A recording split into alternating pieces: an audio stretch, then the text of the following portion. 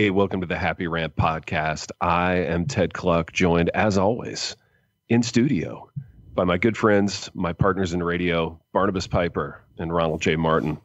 Boys, we have a lot to discuss this morning. We have some interesting breaking news to get to. We have some interesting new gifts to talk about. But Piper, I want to begin by talking about a company that I'm really excited to have formed a business partnership with. And this company is Old School Shirts. I found Old School Shirts when I was looking for a Christmas gift for my dad. And I realized it occurred to me like 3 minutes into navigating their website that it seemed as though someone had just made a company for me and all of my proclivities in terms of shirt buying. And why don't you tell us, Pipe, about Old School Shirts? Tell us about our unique partnership with them and how our listeners can get involved. Yeah, so Old School Shirts is, I was not aware of them. I didn't know I was aware of them until you sent me the link and said, hey, I'm working out a deal with these guys. And then I went and looked and was like, oh, they're the ones who create all those shirts I'm jealous of that I see other people wear. Yep. And it's all like retro logo branded stuff. So I obviously leaned heavily into the sports side of things. So like defunct league shirt. So I got a Minnesota Muskies shirt, which was a basketball team in the ABA that existed for one season in the mid 70s.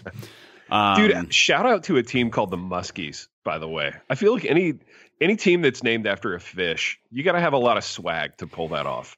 Yeah, Muskie's basically a freshwater barracuda. So like they're mean and they're scary and they're enormous. So it works, but also like nobody knows what they are. So you're like, what? It's like a trout. What are we doing here? I love it. But then they have shirts from like restaurants that used to be, you know, like I think you said you got one from a Chicago restaurant that was huge in like the 60s and 70s. Yeah, the Berghoff.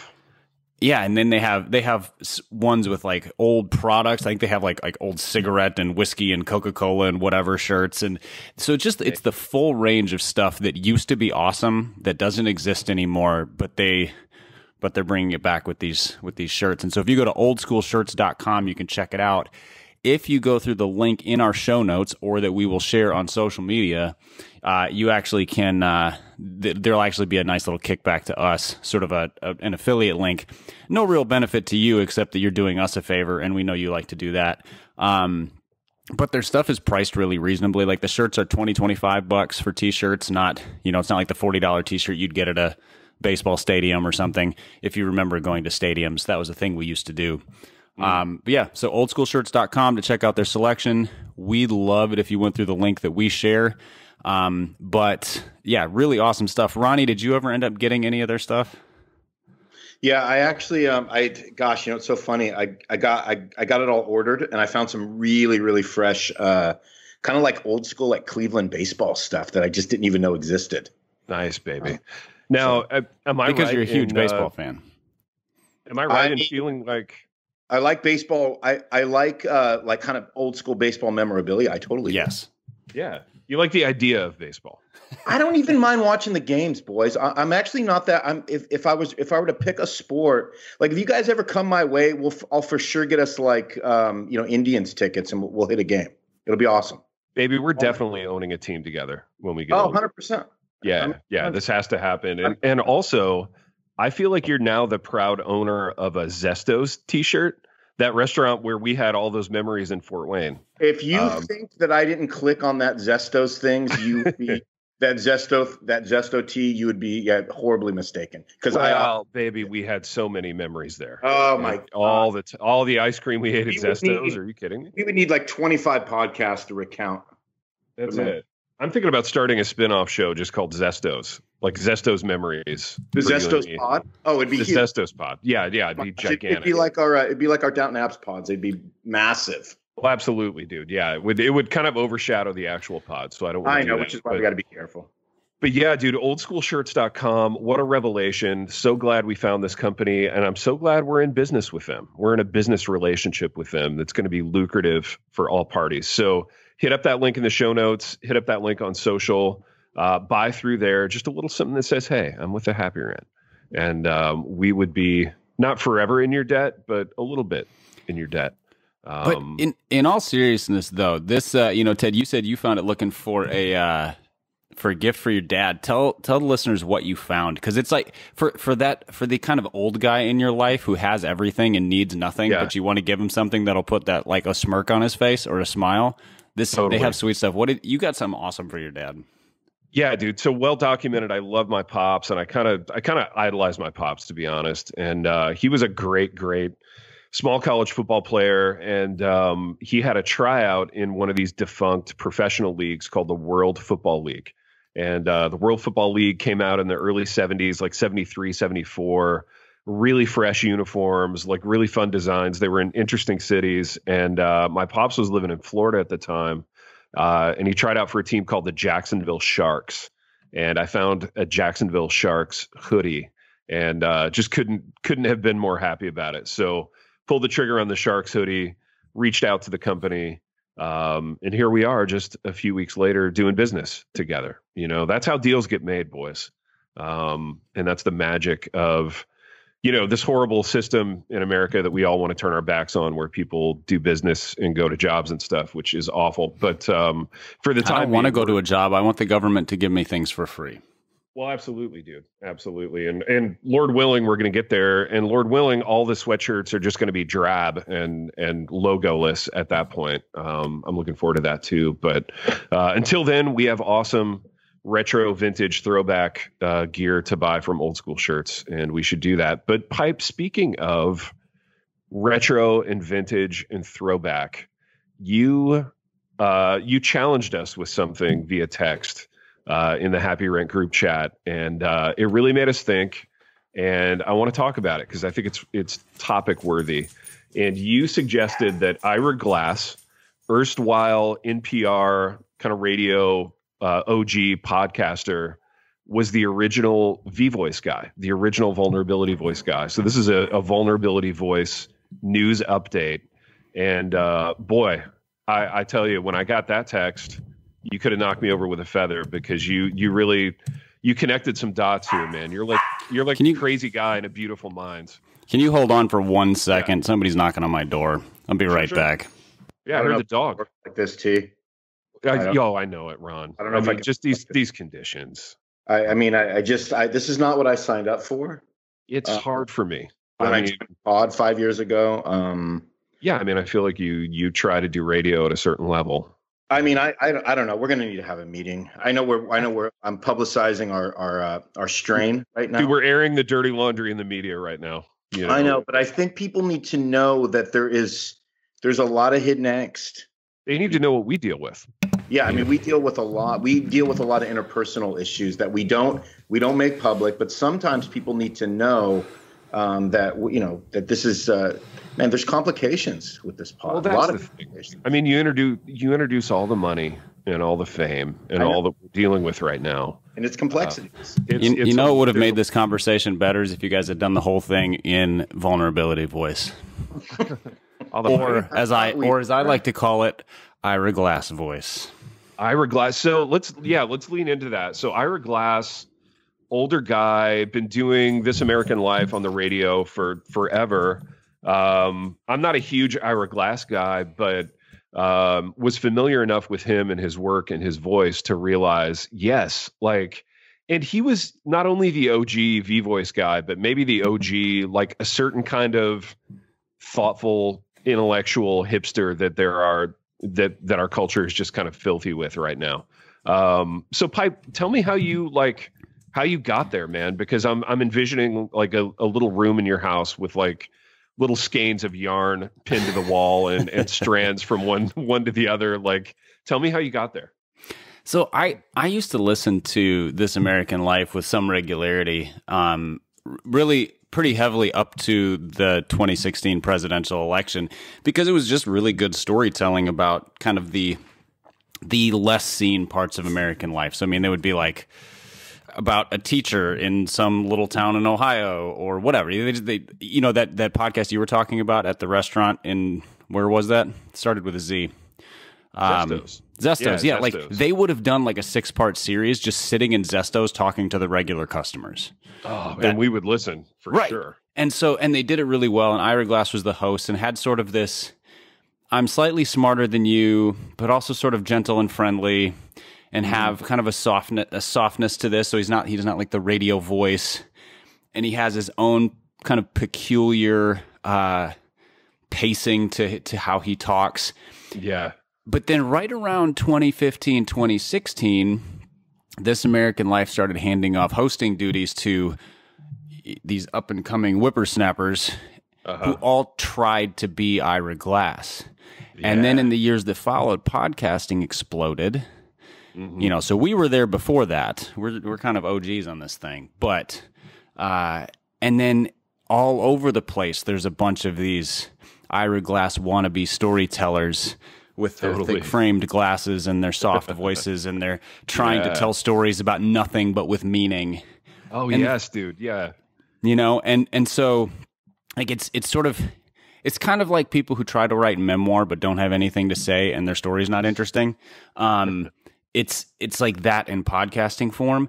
And so I realized those kids who, or those sort of nerdy creative high school kids who were listening to This American Life, 15 years ago, are now the 30-year-old vulnerability voice people who are bringing it into all of life. So Ira Glass is not to blame, but he's to blame. Yeah. Man, that's fascinating, Pipe. And Ira Glass being the sort of he's the perfect cocktail of, he probably lives in like 9,000 square feet right off of Central Park.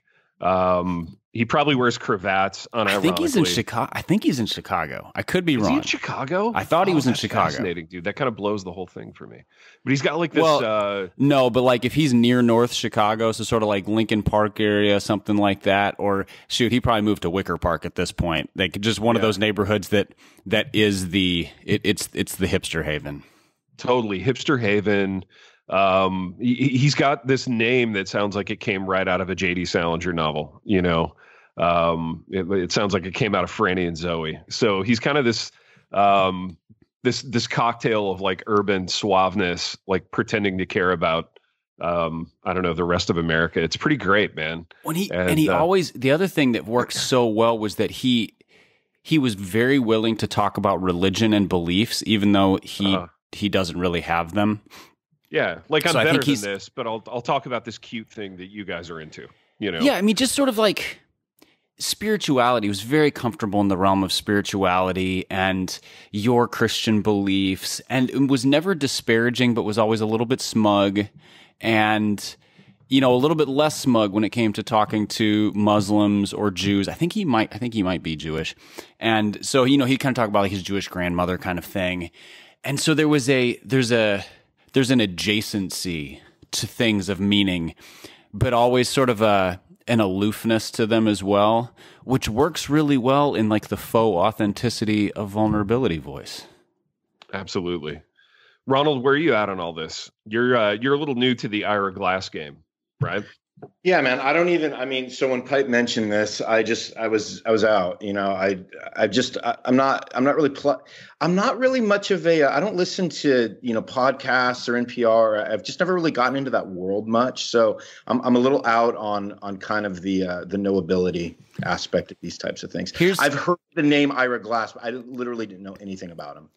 Can you reach out to Mike Cosper and run this theory by him and see what he thinks? Because he's deep into like the storytelling podcast world, and I think he has mad respect for Ira Glass, who, by the way, deserves respect for his broadcasting and storytelling work. Yeah. Just not this vulnerability voice thing. I want to hear what Mike Cosper's take on all this is. Dude, I feel like Cosby wants to be the Christian Ira Glass real bad. Well, he's probably Gog, because he just kind of lays down and goes gaga about all that kind of stuff. So he probably has an Ira Glass t-shirt on right now, and is drinking coffee out of the glass mug, and wearing Ira glasses, which he does wear glasses. So yeah, probably wearing some Ira glasses, right? Yeah. So it's it's all things. I'm sure it's all things Ira at the all things Ira.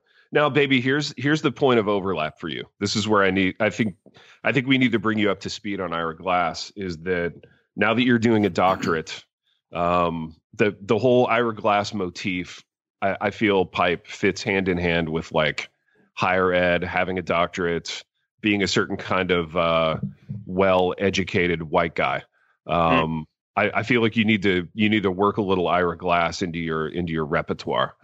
You mean like when I write the dissertation next year? You mean like in the writing, in the papers and all that? No, not even in the papers and the writing, but just in the ethos. You know what I mean? Just in the persona. Okay. There's a little bit of Ira Glass, I think, in a lot of like higher ed storyteller type of guys, and I feel like you could use that. I feel like it'll move you forward a little bit. And dropping a little NPR reference in those what do you call them, cohorts? Those like little doctoral cohorts. Drop a little NPR, drop a little This American Life. Like, oh guys, I was listening to NPR on the way in, and like the most delightful thing happened. You know, and it's weird because like when I think about, I hear you, Big T. Yeah. When I think about like the people that are in this course with me, I would easily be the only guy to drop that. Really? Well,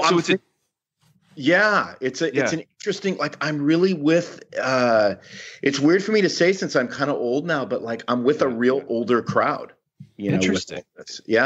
It's all of these like men and women that are like, man, they're like getting their doctorate at like 58 years old. And, you know, it's all that kind of stuff. Dude, so see, I was envisioning like 36-year-old faux lumberjacks in this. Nothing. There's nothing even. You would love some faux lumberjack. To that, and I'm nowhere near 36, you know. Exactly. Yeah. Wow, this is interesting. It's really interesting. I think another thing that would make it very difficult for Ronnie to introduce this is that NPR, like everything else in America, including this podcast, has been politicized. So NPR is for the liberals, and so he's at a seminary that would not call itself liberal, and so it. Dude, but I feel like Ron's kind of flirting with liberality himself now. So this could work. He's like the Amish kid who snuck a Walkman, though. Like that's sort of how that's sort of like the level of liberal he's bringing into the conservative world. Dude, do you feel like Ron's on like Rumspringa right now? That Amish thing where they have a little walkabout for a couple of months. You know, maybe that's where we're at. I will not stand for this kind of abuse any longer. Now, baby, you wanted this. I think we're in true reformed guy fashion, we're trying to put parameters on where you're at. If this is Rumspringa or if this is like a full pivot. I mean, it doesn't take a lot now to like have a little Christian liberality, does it? And just literally get sent down, like just get thrown down, like just the trench of like leftism, right? Well, dude, being a martyr is part of it, though. Like, I mean, I think that's part of the excitement. So in a way we're helping, but we're getting off topic. All we're saying is a little Ira Glass. I think maybe it moves you forward in the. I think I have a way to get Ronnie very intrigued by Ira Glass. Okay, Ronnie, does the name Gay Talese mean anything to you? Oh, no. Dude, it does to me. Right. So Gay Talese was the features editor or the general editor for, I think, Vanity Fair back in like the 50s, 60s, 70s. So when they would do these killer feature pieces on actors and authors and political figures. And so the era of, think like Mad Men era, but in magazine form, and then feature stories about kind of these pinnacle figures. And so just sort of like the glamorous, upper crust academic life where he's sort of the like glamorous but also rumpled intellectual in the corner at these high-end parties. Ira Glass is like the last vestige of that except in audio form. That's kind of his, and he took that, he's like, well, I'm going to go tell the stories of the common people, but same vibe, like strong nostalgic vibe to the work of Ira Glass. Yeah.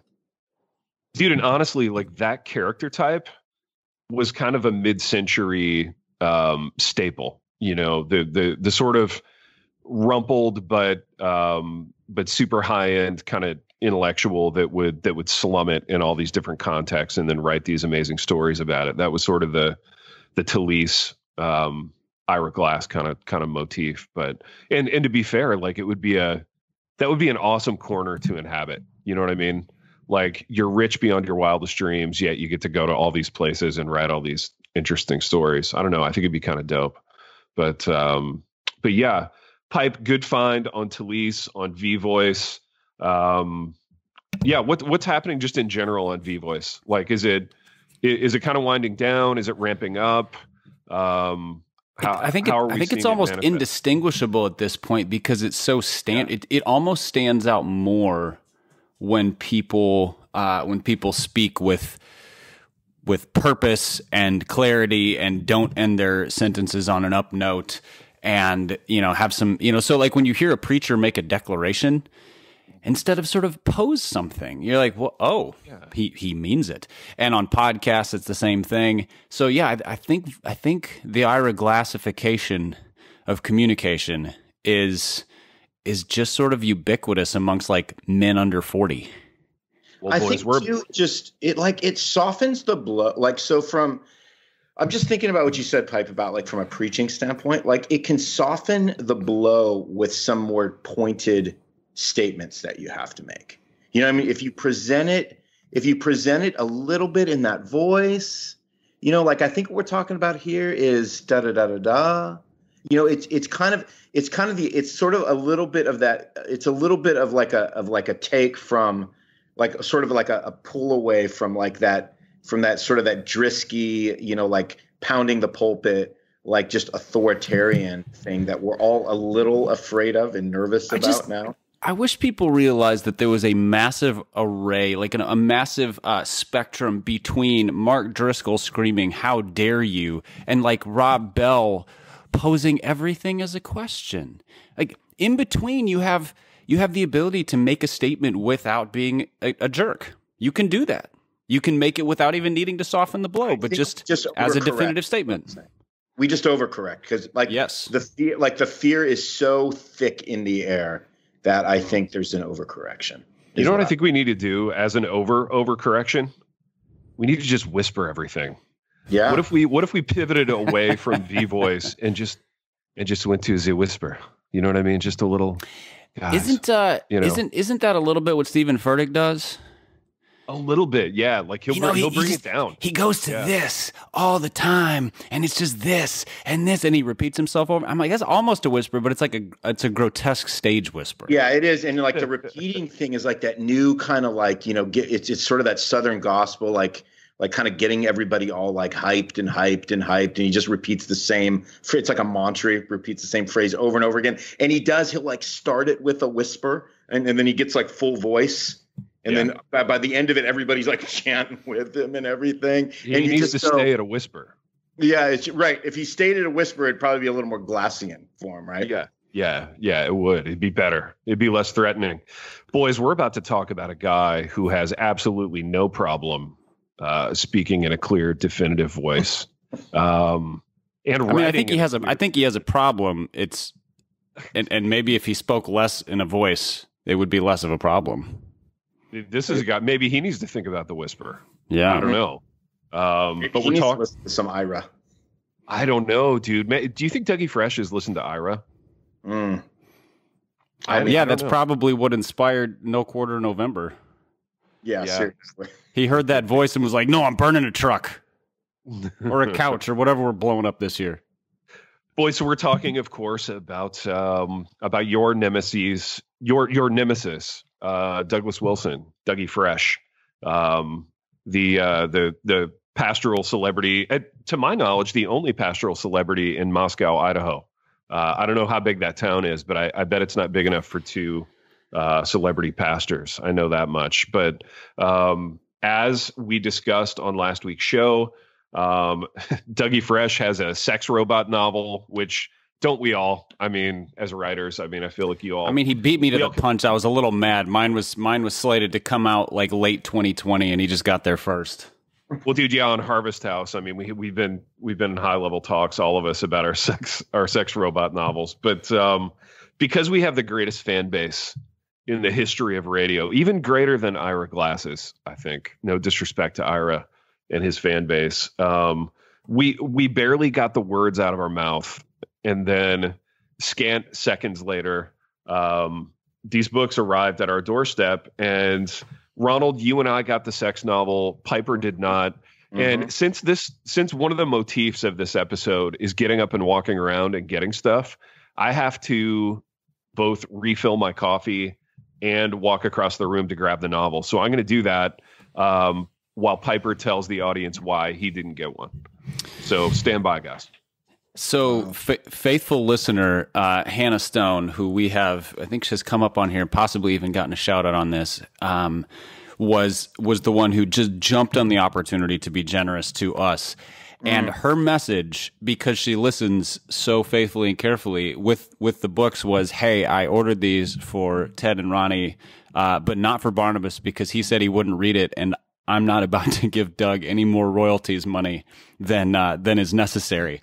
And I didn't even have a twinge of being bothered by not getting this book because I appreciated so much the careful listening and the fact that she was not going to be throwing money to something that we think is thoroughly worth a mockery. So big thank you to her for listening and sending you guys the books and understanding me so well as to know that I indeed would not crack the cover of that book, even if somebody had given it to me. I appreciate that honesty, Pipe. I mean, sometimes you don't have to be so black and white.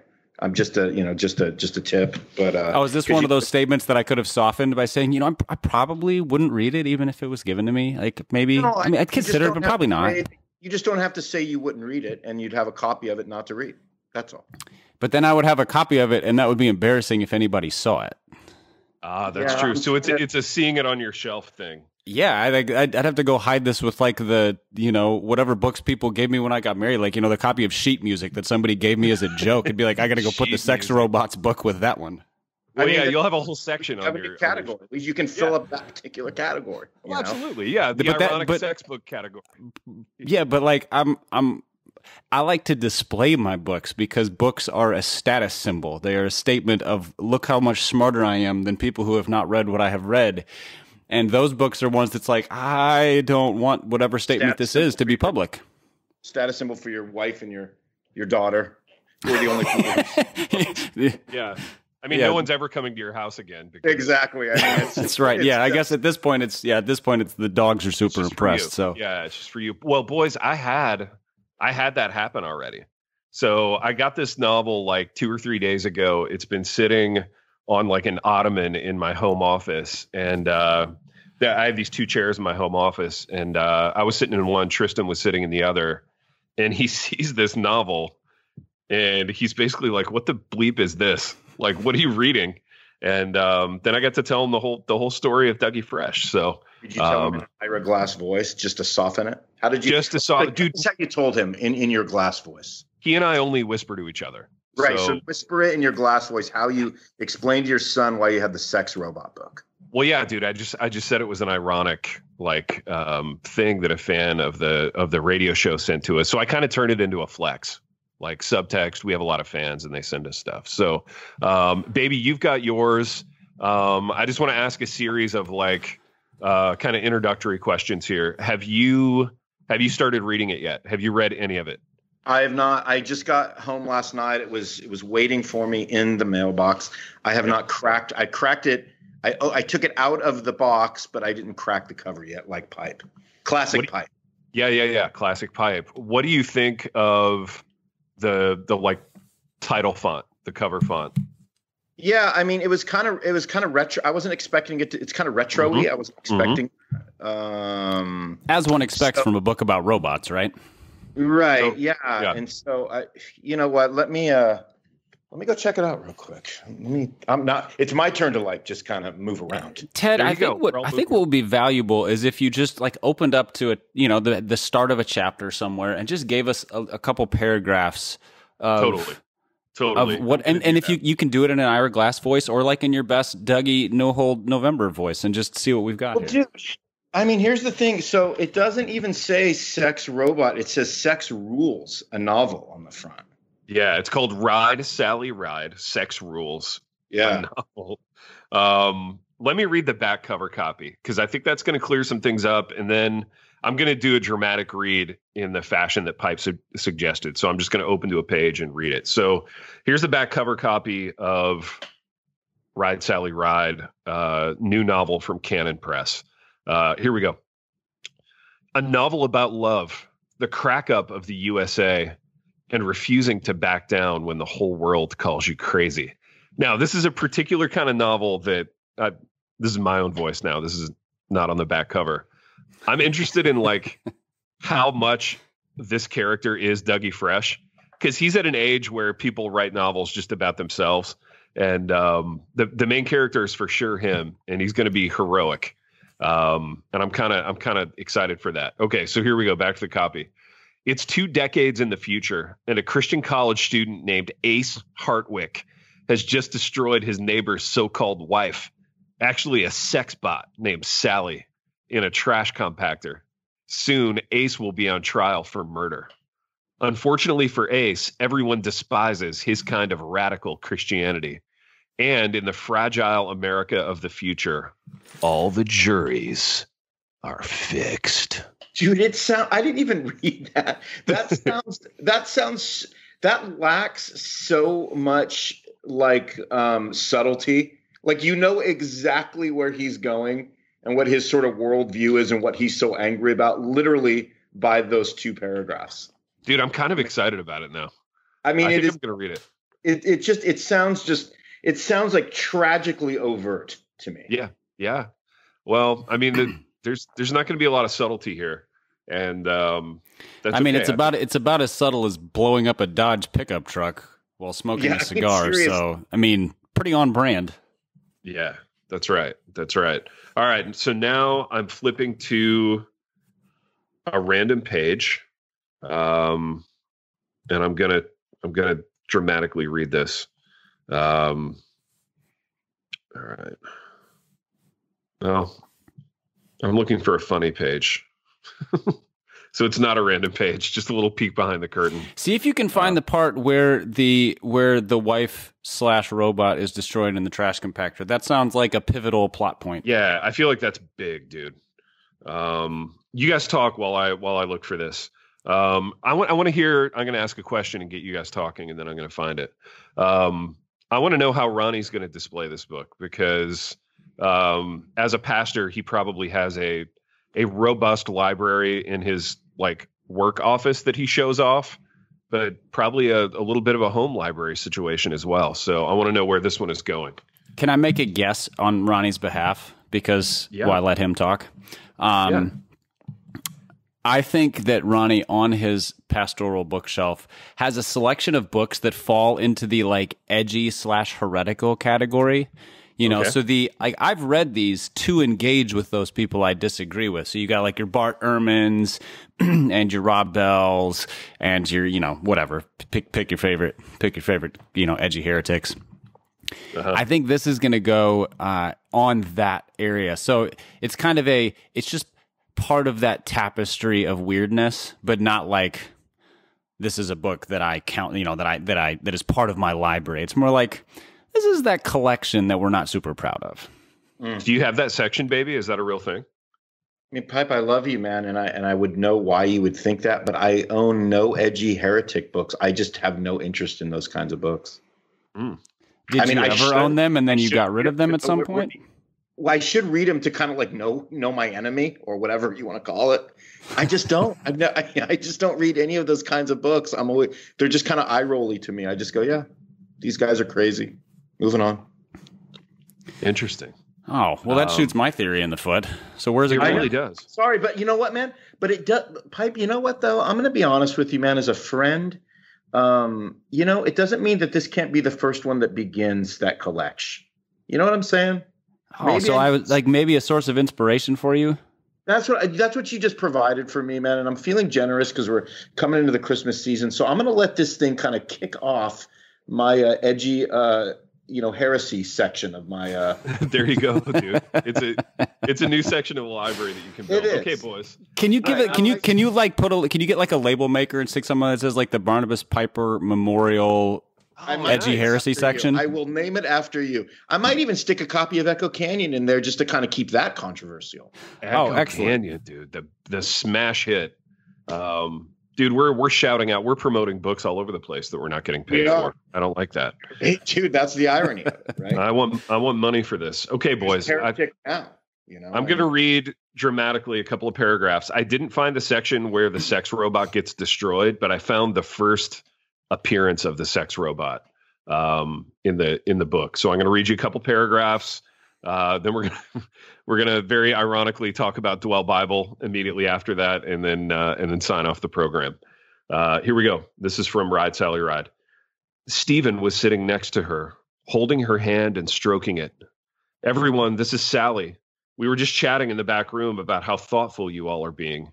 This is not at all like Arkansas. People there were so judgmental. It got so bad that we finally had to get out, at least if we wanted to stay sane. But it looks like we landed on our feet, right, Sally? With that, he reached back and touched something on the back of her neck. And Sally said, still looking straight ahead, and with her mouth moving almost naturally, I can talk dirty in Spanish. Stephen laughed easily, readily, with no trace of self-consciousness. Such a kidder, always a laugh riot. I can't wait for you all to get to know her better. The macabre juxtaposition of Stephen and Sally there on the couch was hard for Ace to take in. Sally was a knockout, or at least she was a sex android manufacturer's idea of a knockout. Mm-hmm. Yeah, just something to think about, boys. I mean, a little food for thought. That's Ride Sally Ride. Now, Pipe, one last quick question. Aren't you friends with like Dougie Fresh's kid in real life? Or am I thinking of somebody else? Call us like publishing associates. We don't know each other well enough. And honestly, he might be offended at the number of jokes we make about his dad because, it's his dad. But he did write the foreword for one of my books. Hey, there you go. That's what I was remembering. Yeah. So I've never seen him publicly comment on, his father's controversies. So I don't know where he stands, and as somebody whose dad has, poked a few bears and stirred up a few hornets' nests, I can understand the not publicly commenting on father's controversy. So exactly. Boys, I want to talk about something less controversial, something enriching, nourishing, and having nothing to do with sex robots. And that's Dwell Bible, a company that we've been in a relationship with for a long time. Pipe, tell us about Dwell. Yeah, I feel like this is like the shower we all needed after that reading of Ride Sally Ride.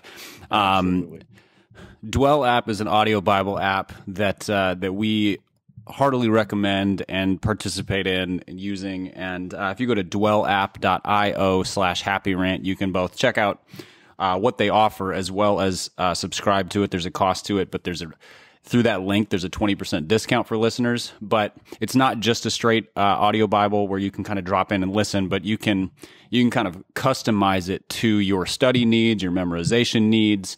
They have listening plans to help you get through the entire Bible or Old Testament or New Testament at your pace.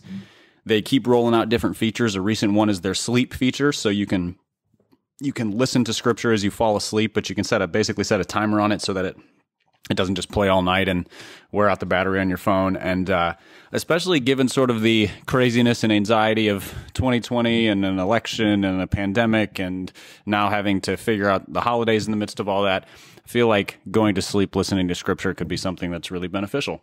So all of that plus different narrators and a whole bunch of other features you can go check out. But again, go to dwellapp.io/happyrant.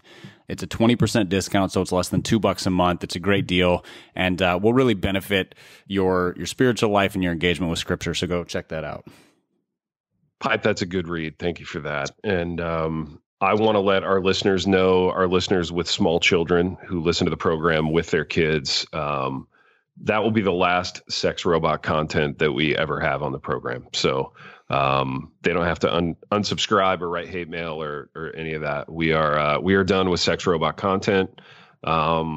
It's been a good run, but alas, we have to move on. Would you say it's? Well, never mind. I'm going to let that joke go. No, go ahead, Gary.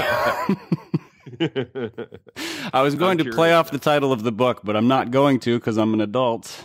Yeah, no, I know it, but I weirdly respect that you were going to do that. And just the fact that it was out there for a second, that That's enough. Boys, we've done what we always do on this program.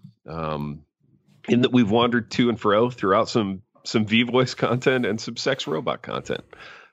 Visit oldschoolshirts.com. Visit them through the show notes or through our socials. And until next time. The Happy Rant is brought to you by Resonate Recordings. If you go to resonaterecordings.com, you can see the full range of services they offer. So if you're considering starting a podcast, they are the ones we recommend going with. Again, go to resonaterecordings.com to see their prices, to connect with them and ask any questions, and to see what they can do to help you launch, edit, master, and improve your podcast. Again, go to resonaterecordings.com to see what they can do to help you launch and improve your podcast.